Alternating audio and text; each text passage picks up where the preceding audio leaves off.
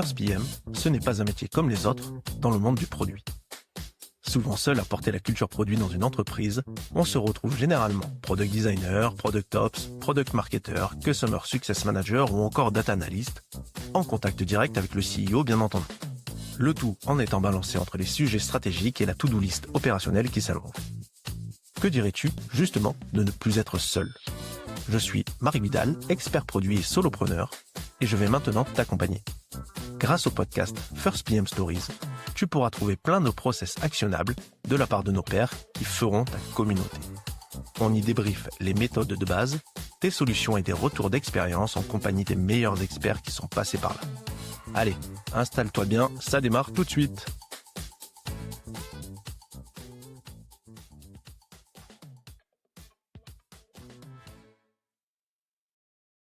Aujourd'hui, on va aborder un sujet carrière dans le produit.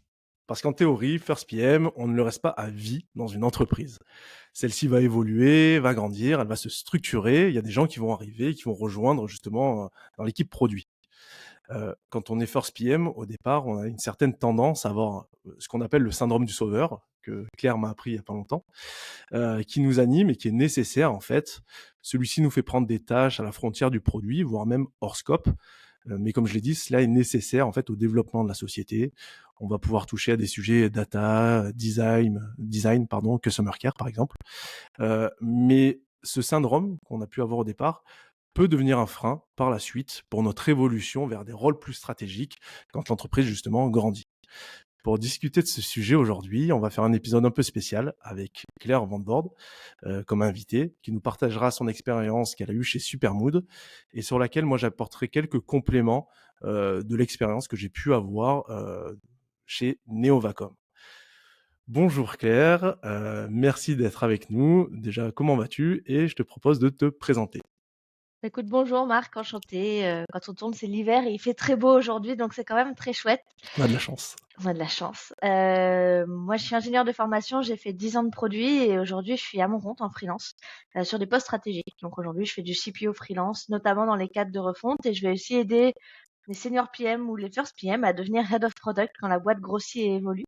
Euh, Pourquoi je fais ça aujourd'hui? Parce que j'ai fait 2 fois First PM, j'ai été 5 ans chez Supermood entre autres, dont on va beaucoup parler aujourd'hui, où je suis arrivée First PM et je suis sortie CPO après moult batailles et tumultes pour justement se poser la question de où est la place de ma carrière dans une boîte qui grandit, ce qui n'est pas quelque chose que j'avais privilégié dès le début. Ah, super intéressant. Puis c'est vrai que on a l'habitude de parler, on te voit beaucoup sur les réseaux et en général, on parle à Claire Refonte. Et là, c'est super intéressant d'avoir ton partage sur ce côté First PM et savoir justement que c'est un accompagnement aussi quand même que tu proposes maintenant. Est-ce que tu peux nous parler justement un peu plus de Supermood, qu'est-ce que c'est et dans quel contexte tu es arrivé chez eux?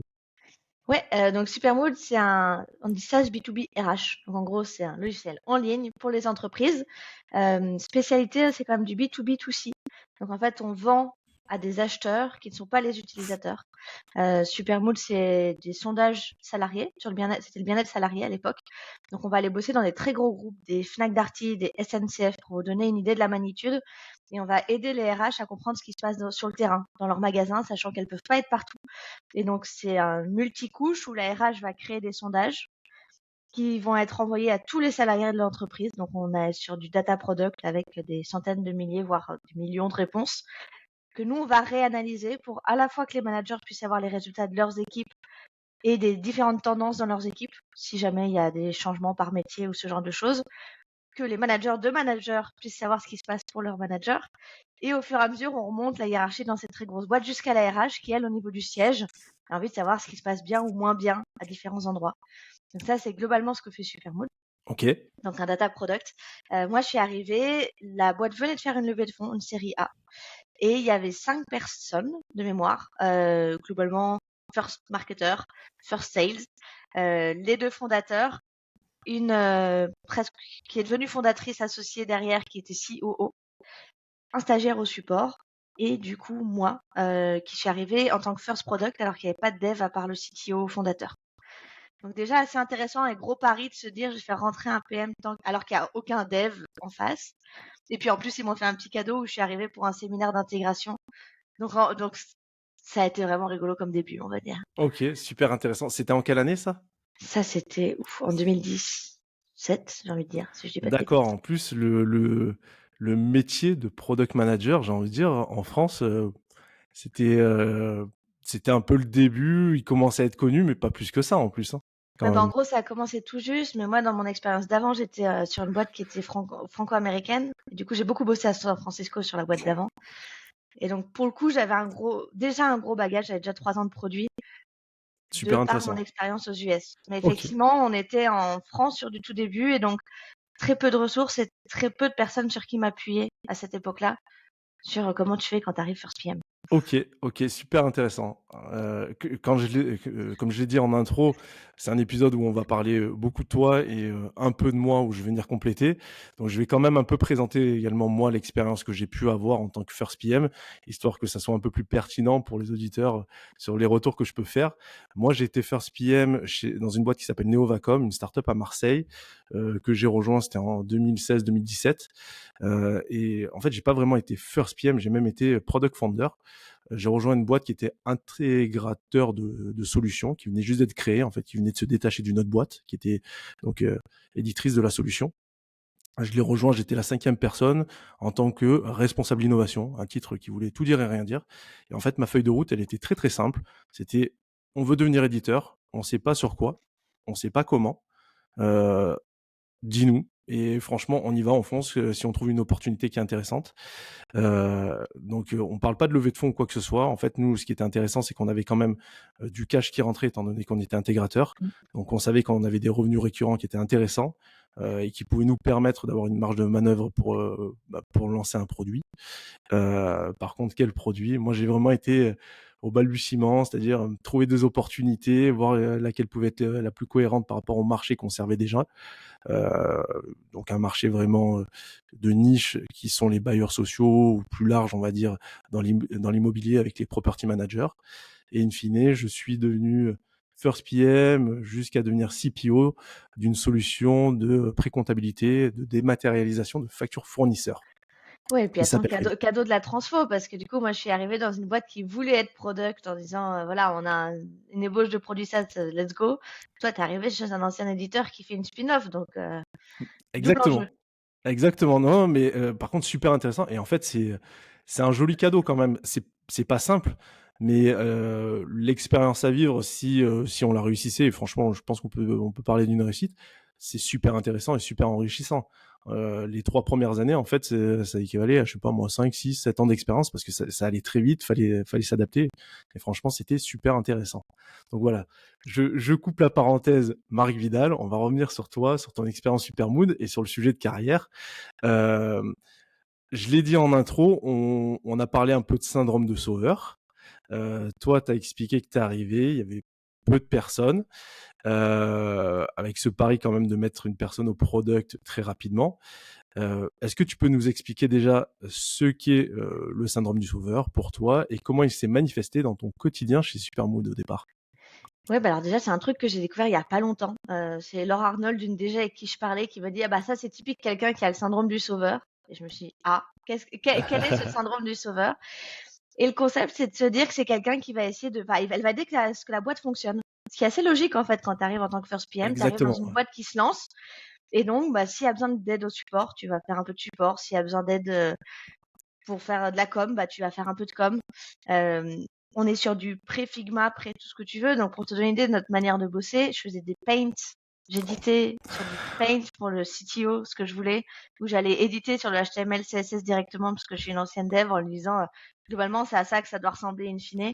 Donc, on était vraiment sur du craft Ouais. pur, où du coup, j'allais gérer une partie de tout ce qui était ce design. Je donnais un des coups de main, évidemment, sur le support ou sur la gestion des grands comptes, donc les boulots de Key Account Manager. Et il y a quelqu'un qui est arrivé qui nous a rejoint en tant que, enfin, qui était data scientist. Donc, pour le coup, ça a aidé beaucoup, mais du coup, moi, j'ai pris aussi beaucoup une casquette data, Ouais. notamment sur tout ce qui est data analyst, où on a énormément bossé sur de la structuration de données. C'était le cœur du produit en même temps, surtout ce côté data en plus, hein. Ouais, et c'était notre cœur. Et ce qui était hyper intéressant, c'est que 4 ans après, parce que du coup, je suis restée longtemps dans la boîte, donc j'ai pu payer plein de bêtises aussi. Mais 4 ans après, je suis partie en congé mat, et à ce moment-là, il a fallu qu'on délègue mes tâches. Et là, c'est un peu, mon chef est tombé de sa chaise en se disant, mais mais attends, mais pourquoi tu as autant de trucs différents dans autant de départements? Et je devais déléguer des tâches partout, à tout le monde, dans tous les départements, avec des gens qui disaient, mais pourquoi ce truc me revient là maintenant? Et comment c'est possible que c'était chez quelqu'un d'autre avant? Et ça, c'est des choses accumulées énormément au début et que j'ai pas lâché au fur et à mesure Et tu les as pas la croissance. lâchés, déjà les premières questions un peu simples, mais tu les as pas lâchés, c'était quoi les raisons? C'était, tu voulais les garder, de manière naturelle, en fait, personne s'est posé la question et même toi, tu t'es même pas posé la question? Ou tu as essayé et tu pas réussi à les lâcher? Ouais, il y a un mix des 2, c'est-à-dire que bon, il y en a que j'ai pas vu. Donc ça, c'est autre chose où moi je m'étais dit: «Bah, voilà, je l'ai toujours fait, donc je continue à le faire, c'est rapide pour moi». J'avais quand même essayé de déléguer une bonne partie au moment où j'ai commencé à passer manager et à recruter, en disant: «En fait, là, c'est plus possible, je peux pas tout prendre». Je m'étais aussi pris des scuds en face de, «Non, mais en fait, tel truc, nous, on a juste pas la bande passante, donc pour l'instant, tu le gardes. Moi, j'ai pas fait grossir mon équipe, donc débrouille-toi». Donc il y a quand même un mélange entre en fait, il y a certaines tâches qu'on va prendre au tout début qui sont pas les qui sont un peu ingrates, il faut dire, et juste il faut que quelqu'un les fasse, et évidemment, c'est pas les tâches les plus simples à redéléguer derrière. Ouais, ouais. Après, ce qui est intéressant, c'est que c'est des tâches qu'on prend au début, qui peuvent être ingrates, enfin, qui servent l'entreprise, mais qui peuvent beaucoup nous servir aussi quand on est first PM. Le premier sujet, souvent, qu'on est amené à traiter, alors soit on vient en support dessus, soit, comment dire, on le gère clairement, bah, c'est ce sujet du support. Euh, qui est, comment dire, qui est pas simple à déléguer, mais qui est au final super formateur pour nous au niveau du product management, parce que tu es au contact direct des utilisateurs, tu vois les problèmes de manière très concrète et ça peut vraiment nous permettre de mieux évoluer dans notre métier. Donc c'est quelque chose qu'on cherche, pas forcément à faire, mais de manière naturelle, on le fait au départ. Et gérer cette transition, elle n'est pas forcément simple et potentiellement, ça peut être intéressant de garder aussi un pied dedans. Bah, nous, ça a été tellement central que l'équipe support a intégré mes équipes. Donc en Voilà, fait, bah, quand au fur et à mesure je suis passée manager, on s'est dit: «Mais alors déjà, on a fait un choix fort», enfin j'ai fait un choix fort, qui était de dire, «Moi, je veux pas un support qui fait juste du ticketing, je veux un support qui fait ce qu'on appelle du care». Ce qui est important pour du grand compte. Et donc, c'est les mêmes personnes qui vont aller écrire les articles de FAQ et qui vont aller répondre aux tickets. Et du coup, ça les force à créer quelque chose qui est un peu plus robuste, parce que tous les articles qu'elles n'ont pas créés, c'est en français ouais, c'était deux femmes, donc c'est elles qui vont répondre aux tickets derrière, et avec une connaissance client hyper forte en plus intégrée au sein de l'équipe produit. Et donc pour le coup, c'est pas le truc que j'ai le plus de mal à déléguer, mais tu vois, dans les exemples tout bêtes, donc au tout début sur l'algorithmie, c'était avant l'IA.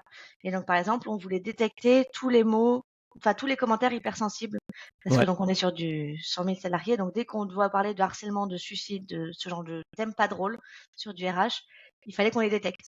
ouais, Et pour ça, on allait choper des mots-clés.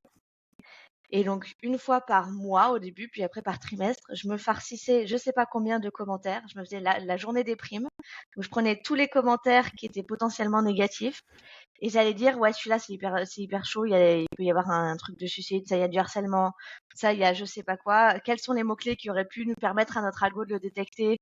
Qu'est-ce qu'on a détecté en faux positif?» Et ça, typiquement, à déléguer, je crois que ça n'a jamais, enfin, en fait, je suis partie et j'ai jamais été remplacée sur ce truc-là. Parce que déjà, faut être relativement solide émotionnellement pour se ouais, prendre cette vague de pas cool, quoi. Et puis, tu vois, c'est de la classification manuelle, quoi. ouais, ouais, ouais. Et c'est pas quelque chose qui a cherché à être automatisé à un moment ou un truc comme ça quand même? En Si, fait, alors avant de partir, du coup, moi j'avais mis en place un partenariat avec une boîte évidemment qui l'automatise, mais il restait quand même, enfin en fait, il te fait 100% confiance à l'algo. Nous, il restait quand même des trucs qui étaient remontés par les RH et qui n'étaient pas vus par l'algorithme parce que c'est hyper spécifique. Et donc, tu dois quand même entraîner ton algorithme au fil du temps. ouais, ouais, ouais. Donc, je résume rapidement là ce qu'on vient de se dire. On a parlé, au départ, tu as parlé de design, au final, avec les maquettes et compagnie. Là, on a parlé un peu de support aussi. Là, je sais même pas comment on peut qualifier là ce que tu viens Data, de hein. Enfin, pour moi, de la ouais, data, il y avait un ouais, peu de commercial. Enfin, globalement, du syndrome du sauveur où tu vas dans tous les départements, quoi. ouais, ouais, ouais, clairement, clairement. Heu, moi, le truc que je rajouterais par rapport à ce que j'ai vécu, mais ce qui est un peu différent, vu que, en étant product founder, Mm. ben, comment dire? Tu es encore un peu plus en amont du truc. Là où moi j'ai été un gros palliatif et pas un bon palliatif, c'était sur le côté market. J'ai fait du design, franchement, c'était pas ouf ce que je faisais, mais ça avait le mérite d'être utilisable. Euh, le côté support et assistance client, ça j'en faisais, franchement là-dessus, par contre j'étais plutôt bon. Mais sur le côté market, je me rappelle, ma direction me disait, franchement, le sens business, là, faut que tu arrives à l'avoir, faut que tu arrives à l'avoir. Et c'est vraiment quelque chose sur lequel j'étais pas bon au départ. Et le fait de ne pas avoir été bon fait que c'est un poste qu'on a cherché à courir rapidement et franchement, on l'a super bien couvert. On a pris une personne qui était franchement ultra compétente. On est tombé sur une pépite. Et moi, ça m'a beaucoup aidé parce que j'ai délaissé le truc et en fait, j'ai pris le train avec ça. C'est-à-dire que la personne m'a fait monter en compétence au niveau marketing, mais de dingue. Et ça m'a permis justement de mieux gérer l'après, c'est-à-dire la transition, le sujet qu'on aborde là de carrière, sur euh, m'assurer de mon évolution de carrière, le souhait que j'avais d'être sur des postes un peu plus stratégiques.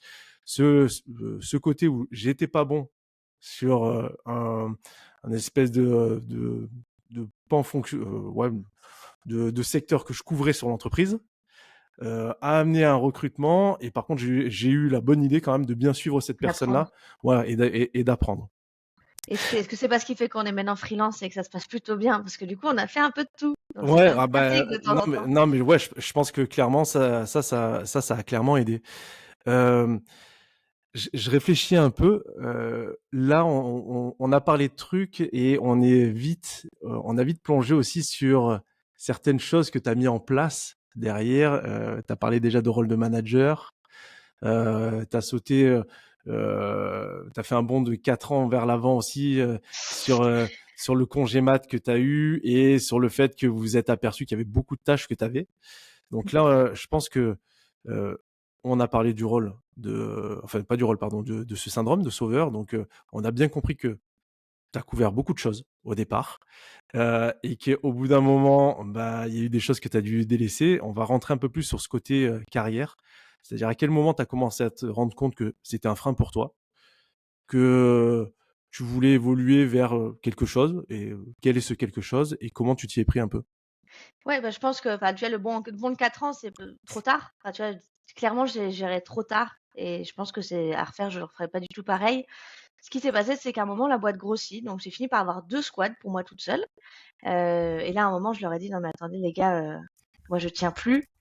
Parce que du coup, je tiens plein de trucs, plus 2 squads. Et il va falloir commencer à penser à recruter un autre PM. Les squads, il y avait combien de personnes? 4, et ils étaient en train de recruter genre 3-4 devs en plus. Ok, donc là tu te retrouvais à avoir 8 devs et tu allais monter peut-être à 10-12 quoi. Ouais. Ok, Et j'avais déjà recruté une designeuse. ok. Le recrutement de la designeuse s'est passé super bien. C'était quelqu'un de top, hyper autonome, l'équivalent d'un first designer. Et donc, pour le coup, hyper fluide, facile de déléguer le design. Et j'ai pas Ouais, ressenti de. Ça m'a pas pris du temps du tout à l'inverse à ce moment-là. un périmètre assez clair. Donc comment dire, recruter une personne là-dessus, c'est une personne qui allait vouloir venir sur comment dire, sur son terrain de jeu et pas sur des tâches comment dire à faible valeur ajoutée et pas forcément très sexy quoi. Ouais, truc sur lequel moi en plus c'était pas dans mes forces. Donc ça a été hyper facile. En revanche, quand du coup on a recruté un profil product, j'ai recruté un profil first PM, ce qui m'a sauvé, je pense, parce que du Ouais. coup pareil, profil hyper autonome, hyper indépendant, et donc elle m'a poussé à lâcher. Ok, ok, Et donc d'un intéressant. côté, elle m'a poussé à restructurer beaucoup de choses que je faisais, mais ce qui était logique parce qu'en fait, il y a plein de process qui avaient été faits pour moi. Ouais. Ok, bon bah maintenant comment on fait pour l'adapter? Qu'est-ce que ça veut dire quand on est deux? Qu'est-ce qui peut fonctionner ou pas? Et donc à ce moment-là, enfin déjà j'ai recruté les bonnes personnes. Ça franchement j'ai eu beaucoup de chance sur mes premiers recrutements parce que du coup ils m'ont forcé vraiment à lâcher tout ce qui était avec eux. J'ai recruté des personnes hyper empathiques Ouais. qui du coup avaient aussi ce recul de me dire non mais en fait là moi j'ai besoin de toi pendant 1 heure et je comprends pas pourquoi tu es en train de bosser là-dessus. Ok. Donc il faut que tu délègues. Ces trucs-là tu peux pas les garder. Et donc jusque-là, franchement ça s'est super bien passé. La délégation s'est bien faite et c'est à ce moment-là quand même où je me suis dit faut que je délègue de plus en plus parce que j'ai une équipe qui commence à avoir besoin de moi Ouais. et qui commence à avoir des questions stratégiques et je suis pas là. Et donc, Mais le truc, c'est que la boîte continue de grossir. Donc, en fait, le first PM arrive, prend une squad. Et moi, je me retrouve toujours avec 2 squads. Plus Ok, petites. Mais parce que donc j'ai ma squad d'origine, j'en ai lâché une. Et puis, en fait, comme on a recruté, il y a 3 devs en plus qui font une autre petite mais nouvelle squad. ok. Et donc là, je commence à dire, en fait, je peux pas manager 2 personnes, avoir 2 squads. Si on recrute, je vais commencer à manager 3 personnes. Puis ça doit être à ce moment-là que le support a été réintégré à mes équipes. Ok, Et donc, je leur ai dit, non, mais en fait, là, je passe sur un autre rôle qui a un rôle de manager dans ce cas-là et de CPO head of. ouais, Euh, Là où, premier clash, en fait, c'est qu'au niveau de la boîte, eux, ils m'avaient pas vu sur un rôle stratégique. ok. C'est pour ça que je gardais des squads d'ailleurs. Et donc, eux étaient en mode, Claire, c'est la PM sauveuse qui va prendre les squads au fur et à mesure, qui maîtrise super bien tous les sujets. Peut-être un post lead dev, mais on va recruter un CPO externe. Ok. Vas-y, Et vas-y. là, moi, je me suis dit, non, mais en fait, c'est juste pas possible. Moi, je suis venue dans cette boîte parce que quand je suis arrivée, on m'a promis une croissance et du management. Là, j'ai recruté 2 personnes, ça me plaît. Et on est en train de me dire qu'en fait, on va prendre quelqu'un au-dessus de moi, que je vais arrêter le management et que je vais rester avec mes 2 squads, Et, globalement. et comment tu arrives à expliquer justement la vision que la direction avait de toi justement là-dessus, sur le fait que tu n'étais pas strat? En fait, pour moi, elle était hyper logique parce que c'était très logique. Ce que je faisais, c'était je gérais 2 squads et je bossais avec 2 personnes. Ouais, Et donc, j'avais pris pour le coup la casquette managériale, qui est une casquette que j'aime bien, où la boîte avait été très proactive là-dessus, où on avait tous reçu des bouquins, un bouquin que je recommande d'ailleurs qui s'appelle Radical Candor, sur ok, le rôle du manager coach, comment tu accompagnes les personnes. Donc, ma montée en tant que manager a été relativement fluide ouais, avec ces personnes-là. Mais en revanche, je gérais 2 squads et tout ce qui était stratégie des différents produits, j'avais 0 temps alloué dessus. Et donc, c'est même pas, j'allais dire, négatif de leur côté, s'ils sont même pas vus que potentiellement c'est quelque chose qui pouvait m'intéresser au vu de la manière dont je me positionnais en interne. ok. Quelque part, je te titille, hein, mais Ouais, ouais. t'as pas réussi toi à tirer ton épingle du jeu à ce moment-là et te rendre compte que tu t'étais pas assez dans la stratégie. Alors pour ces raisons de manque de temps et tout, je comprends bien, mais t'as pas pu ou t'as pas réussi à te dégager du temps pour arriver à bien te faire voir sur cette partie-là et montrer la compétence que tu avais et l'envie aussi d'être sur ce côté un peu plus strat, quoi. Ouais, et puis je pense que j'avais pas de compétences, enfin, tu vois, je l'avais jamais Ok, fait. ok, Et du coup, c'est hyper rassurant de faire des tâches opérationnelles. Et ouais, pour moi, c'est souvent ce qu'on voit. Et quand j'accompagne même là des gens, c'est que comme on sait pas faire, c'est beaucoup plus simple de faire les tâches qu'on sait déjà faire et donc de rester dans l'opérationnel. Et donc, effectivement, spontanément, je faisais tous les trucs, je faisais rouler tout, et à aucun moment j'avais montré une quelconque appétence stratégique, ouais, je ou que comprends. ça m'intéressait, ou que je voulais me positionner dessus, ou Alors que dans le fond, toi, c'était carrément ce que tu voulais. ah oui, pour moi, c'était une évidence. Et donc, Ok, c'est super intéressant du coup d'avoir cette discussion. Bon, je suis un peu, j'ai un fort caractère, donc je t'avoue que ça a failli partir en fait, voilà, madame, et bonne journée. ouais, J'avais un manager suffisamment intelligent qui m'a dit non, non, mais attends, je pense qu'il y a un gros malentendu, donc on va se poser. Euh, Ils m'ont fait rencontrer des CPO ouais, sur lesquels ils hésitaient à recruter, en me disant voilà le type de profil auquel on pense. On aimerait bien que tu te positionnes et que tu nous expliques pourquoi toi, qu'est-ce qui t'intéresse. Je pense qu'ils se disaient peut-être qu'elle va rencontrer une des personnes et qu'elle va se dire j'ai envie de bosser avec cette personne. Ce qui aurait pu arriver en fait. ok, ok, Et en fait, ils m'ont fait rencontrer beaucoup de personnes qui étaient très dans le management, mais pas tant que ça dans la strat, justement. ouais, Et donc moi, je me suis dit, ok, si ces personnes arrivent, bon, je perds le management, qui est quelque chose que j'aime beaucoup et auquel je suis attachée, et je gagne pas en strat, parce que c'est pas des gens qui en font beaucoup et qui vont pouvoir me faire grandir dessus. Et du coup, on a eu une grosse discussion là-dessus en disant, non mais attendez, moi, c'est moi qui connais le mieux le marché. Donc ils m'ont fait faire un test où je devais leur proposer 3 strats pour ouais, le produit et la boîte. En disant, ok, tu veux faire ça, vas-y. Euh, et franchement, là-dessus, tu vois, bon accompagnement, parce que donc ils m'ont fait faire ça, et ils se sont dit, bon, il y a quand même du potentiel. Au passage, il y a eu plein de managers qui ont démissionné, donc je pense que c'était vraiment pas le moment que je démissionne en même ouais, temps. Donc voilà, toujours différentes choses. L'histoire aurait pu s'écrire beaucoup plus mal en disant, en fait, non, c'est quelqu'un qui fait pas de strat et c'est un PM, et si elle veut pas prendre ce poste de senior PM, on la remplacera, quoi. L'histoire a fait que c'était plutôt de mon côté et que du coup, dans la négo, j'ai dit, ok, je sais que la strat, c'est un de mes points faibles et que c'est quelque chose que j'ai jamais fait. Bon, gros syndrome de l'imposteur parce qu'en fait, j'ai regardé plus tard les 3 strates que je leur ai proposées. Franchement, Ouais, elle elles tenait la tenaient route. vraiment la route, quoi. Mais c'était fait avec du craft, donc je m'étais dit: «Je sais pas trop faire» et donc mon manager m'avait mis des OKR en mode: «OK, il faut que tu montres qu'à la fin du trimestre, tu as avancé là-dessus, là-dessus, là-dessus». Donc en gros, il m'a forcé à me dégager du temps pour avancer dessus.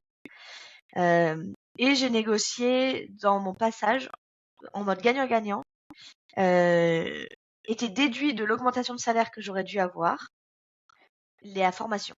Un Ok. coach plus une formation, yes. Alors ça, en termes de négociation, autant te dire que je pense que j'étais la head of qui avait le plus bas salaire de Paris, de loin, parce que le salaire de base qu'ils comptaient me donner était plutôt celui d'un senior PM plus que de head of, et en plus j'ai soustrait les formations. Donc Ok. autant te dire que Ouais, oui, voilà. t'as investi. Là, tu t'es dit, c'est un investissement, ça servira pour après, quoi. Ouais, enfin moi je m'étais dit voilà, je veux me former, c'est le poste que je veux. Je pense qu'il faut être hyper réaliste sur le fait que c'est dur pour une boîte de recruter quelqu'un qui a jamais fait de strat sur un poste de head of. Ouais. Et du coup, j'avais quand même conscience que soit je montais dans cette boîte-là, soit je devrais repartir de zéro dans une autre boîte. Enfin, repartir de zéro, repartir de PM et remonter et espérer Et, que le poste et, libère et pouvoir monter. éprouver, et compagnie, ouais, je comprends. Ouais. Donc, j'étais repartie pour un cycle de, allez, 3 à 5 ans.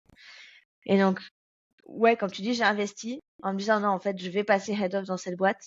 Euh, Ils m'ont donné, genre, du coup, carte blanche pour trouver le coach, trouver la formation. C'est rigolo parce que la coach, c'était Marion Darnay, qui maintenant fait plus du tout de coaching, mais du coup, avec qui je suis restée hyper Ouais, c'est proche. ce que j'ai cru comprendre, oui. Euh, qui m'a coachée d'ailleurs, c'était intéressant parce que j'avais pris un coach pour faire de la strat et elle m'a coachée à 80-90% sur l'humain. Sur en fait, qu'est-ce que tu veux faire, où tu veux Euh, aller. c'est- ouais, mais Euh, j'allais te parler de tout ça justement. Euh, je vais faire donc un petit parallèle moi avec ce que j'ai vécu et comment moi j'en suis arrivé à ce poste de CPO head of. Alors on n'est pas sur des boîtes de 3000 personnes, hein, qu'on soit bien d'accord. Moi j'ai quitté la boîte, on était plusieurs dizaines, je sais plus si c'était vers les 35, 40 ou un truc comme ça. Mais moi j'ai pas vécu la même expérience que toi justement là-dessus. Clairement, j'ai été, enfin, j'ai bouffé du market, j'ai bouffé du support, j'ai fait de la data. C'est moi qui ai mis en place toute la stack data pour arriver à avoir les KPI dans tous les sens dans la boîte, que ce soit les KPI business, les KPI pour la R&D, ce genre de choses. Je m'étais pris des formations un peu dans tous les sens, ça c'était canon. Par contre, je pense que j'ai eu de la chance dans le contexte dans lequel j'étais, mais ce qui a fait que j'ai pas eu à batailler pour obtenir, on va dire, ces responsabilités, ce poste-là, c'est que j'ai toujours eu un gros lien avec la direction hmm, et et j'ai pu être intégré rapidement sur les sujets strat. Qu'est-ce qui a amené ça? Heu, je pense que mes réflexions déjà, elles étaient pas, elles devaient plutôt être correctes, on va dire, et je les premières décisions que j'ai pu prendre qui ont été pas mauvaises, ont pu certainement, je pense, pas asseoir mon autorité, mais montrer la crédibilité que j'ai pu avoir là-dessus. Je reviens sur le côté, justement gestion du marketing où j'étais nul. Je pense que quand on a recruté cette personne-là, donc elle est arrivée en 2019, je crois que son rôle, c'était même pas CMO, mais vraiment la personne a tout cassé dans la boîte. Il était vraiment très bon. Et le fait de m'être mis à bosser avec lui et d'avoir vraiment compris le côté business assez rapidement et la monétisation qu'il allait avoir derrière de tout ce qu'on faisait côté produit, c'est ça qui m'a amené à vraiment intégrer la strat et montrer que j'étais fait pour ça. C'est-à-dire, vraiment, c'est bête à dire, mais savoir parler argent. Montrer que derrière, ce qu'on était en train de faire, les features qu'on était en train de sortir, ou même de manière un peu plus large, les nouveaux produits qu'on comptait sortir, parler de segments marché, de revenus qu'il pouvait y avoir derrière, les coûts d'acquisition client, tout ça, toutes ces notions un peu, comment dire, qui peuvent être des métriques, et on parle de métriques, mais on n'arrive pas vraiment à voir comment ça joue sur les budgets de l'entreprise.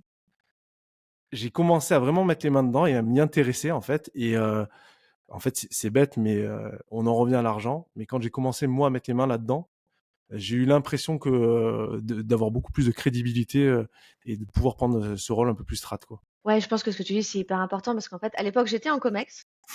Donc, je prenais des décisions au niveau boîte, mais j'avais pas fait le travail slash l'effort de traduire ce qui se passait côté produit dans ce qui se faisait côté boîte. Et donc, tu vois, j'étais dans ce Comex qui a fait que mes strats étaient pas déconnantes. Ouais. Mais comme je faisais pas ce pont, bah, comme tu dis, c'était pas vu comme stratégique.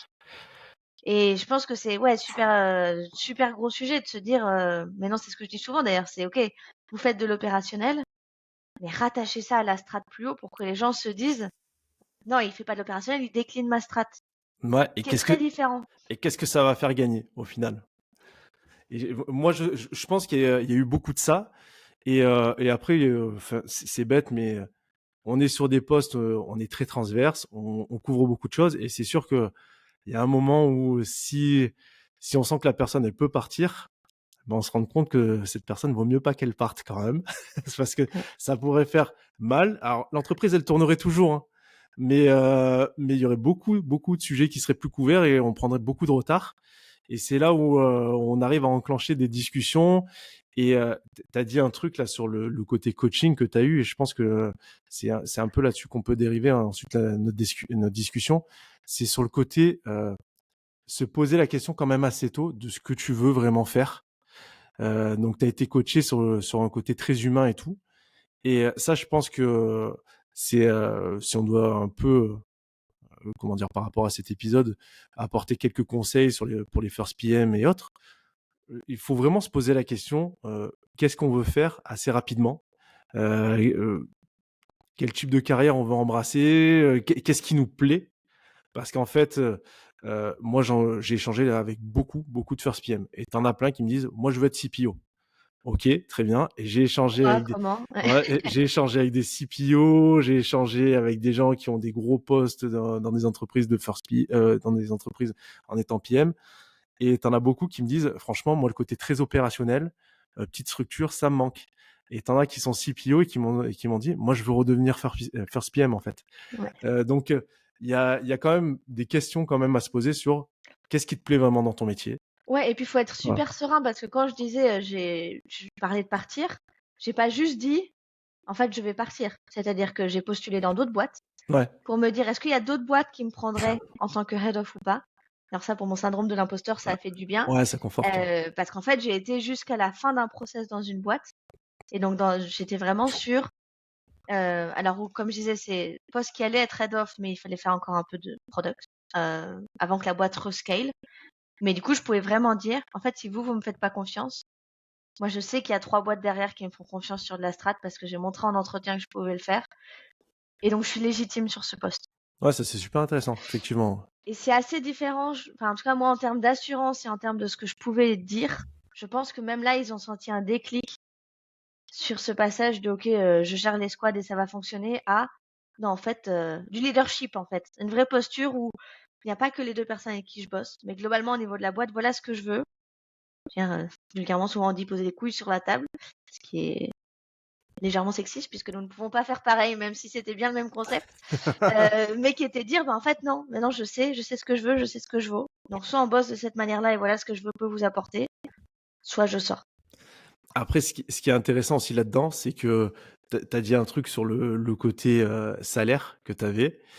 Et, euh, et moi, j'ai vécu par contre, là pour le coup, la même chose.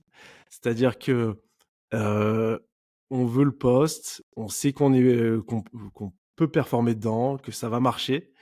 Mais de l'autre côté, il faut comprendre aussi que bah, l'entreprise, ça n'a pas du budget limité. Comment dire, ils peuvent voir ça comme un risque de te mettre à un poste comme ça. Et enfin, tu peux pas. Tu peux tout demander. Hein. Tu peux dire bon ben voilà, je veux prendre 44 plus. Tu peux le demander. Mais faut aussi avoir le recul nécessaire de se dire mais est-ce que c'est qu'une histoire d'argent et donc s'ils me les donnent pas, ben j'y vais pas. Ou est-ce que je prends le truc et on verra si après ben, j'arrive à vraiment faire un gros gap salarial parce que je prouve et que j'ai une direction qui veut vraiment capitaliser sur moi et donc qui investit vraiment. ou ben, si je veux prendre plus, je vais voir ailleurs et c'est la vie, hein, c'est la vie des boîtes. Mais moi, c'est clairement ce que j'ai eu aussi, hein. Je discutais avec d'autres. Alors, c'est toujours pareil, vu qu'on parle de sociétés de plusieurs dizaines, on peut parler de head of comme de CPO. Quelque part, on va pas, comment dire, buter sur le terme qu'il y a derrière. Pas pareil. Alors, moi, Ouais, non, mais pour moi, c'est pas pareil sur le niveau de strat, le nombre de départements que tu si tu manages. veux, là-dessus, je suis complètement d'accord avec toi, mais je me suis rendu compte que tu as des boîtes qui mettent un peu le titre qu'ils veulent derrière sur Ouais, des trucs comme oui. ça. Voilà. Il y a des principes sur lesquels je suis complètement d'accord avec toi là-dessus. Maintenant, j'ai vu des boîtes où t'as qu'un seul PM et il est Oui, les CPO CPO, ouais. ou il est head of. Donc voilà, c'est pour ça que je m'attarde pas trop sur le nom, mais j'avais des gens qui prenaient 30, 35K, 44 plus que moi. Ouais. Bah, en fait, j'ai dit, bah, c'est fine, parce qu'en fait, bah, peut-être parce qu'ils ont fait, ils ont l'expérience qui va avec, ils ont prouvé avant. Moi, je vais pas m'attarder là-dessus, je vais prendre le poste comme il est. Bah, T'avances. ouais, j'avance. En fait, je comprends que je prends du salaire, mais je prends de l'expérience aussi. Et cette expérience, j'arriverai à en faire quelque chose derrière. Mais c'est toujours pareil, faut quand même, euh, faut réfléchir à ce que tu veux vraiment. Encore une fois, est-ce qu'en fait, ce que tu veux, c'est de l'argent? Et dans ces cas-là, bah, peut-être que tu vas avoir directement ailleurs en postulant, comme tu l'as dit. Est-ce que tu veux vraiment t'assurer les compétences, la crédibilité et comment dire, et l'expérience? Donc voilà, mais c'est toutes ces questions à se poser un peu en amont. Donc comme on a dit au tout début de l'épisode, toi t'es arrivé, t'as pris des tâches un peu dans tous les sens, sans te poser la question de ce que ça allait devenir derrière. Mm. À un moment, t'es arrivé, il y a eu le congé mat, donc il y a tout ça tu t'es tout pris dans la gueule, tu t'es rendu compte, enfin tu t'es rendu compte, toi tu le savais, mais aux yeux de toute la boîte, il y a tout ça qui a été mis à jour, bah, tu fais ça, tu fais ça, tu fais ça, Mais c'est et intéressant de dire voilà. que c'était invisible. Ouais, C'est-à-dire complètement. que moi, je faisais tout, mais c'était invisible, donc c'était absolument pas valorisé. Et ça, il y a un gros sujet, c'est le savoir-faire et le faire savoir. Et, Ouais. et franchement, moi j'encourage vraiment les gens, et je pense que cet épisode-là, il va dans ce sens-là. Euh, c'est bien de faire ces tâches un peu de fond et compagnie, mais il faut toujours montrer qu'on les fait. Et puis, c'est pas s'en vanter ou mettre que ça en avant, mais il faut le montrer. Il faut le montrer, c'est Ouais, il très, faut que ce soit très, visible. très important. C'est capital même, je dirais.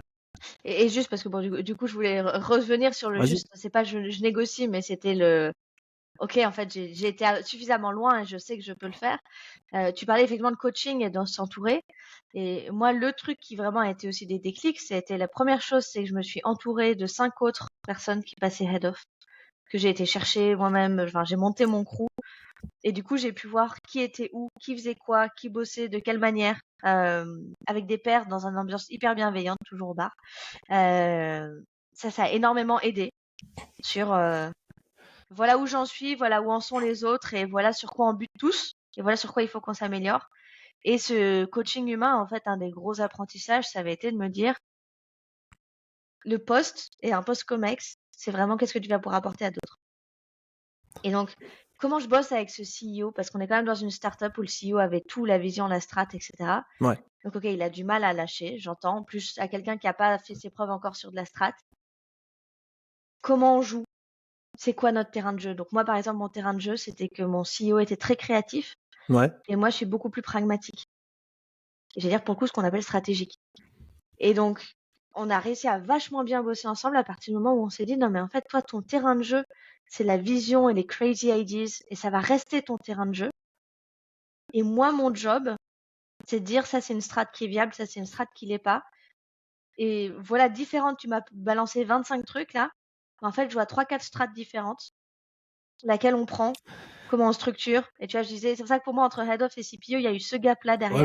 mais je suis De se complètement dire, d'accord avec toi. je vais passer sur cette strate de boîte et je vais passer sur un niveau où, bon, déjà, je gère plusieurs départements, mais je veux aussi pouvoir apporter cette réflexion, surtout sur toute la strate. Mais ce qui est intéressant, c'est de voir en fait l'espèce de recul que tu as pris sur toi, sur ce que tu fais.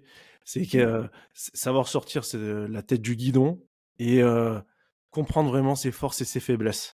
Ça, c'est super important. Et au final, bon, bah, les faiblesses que tu as, voir comment tu peux monter en compétence un peu dessus. Et les forces que tu as, vraiment appuyer en fait sur tes C'est-à-dire forces, surtout les forces, voilà. moi, maintenant, je dis, ouais. Les mettre en avant.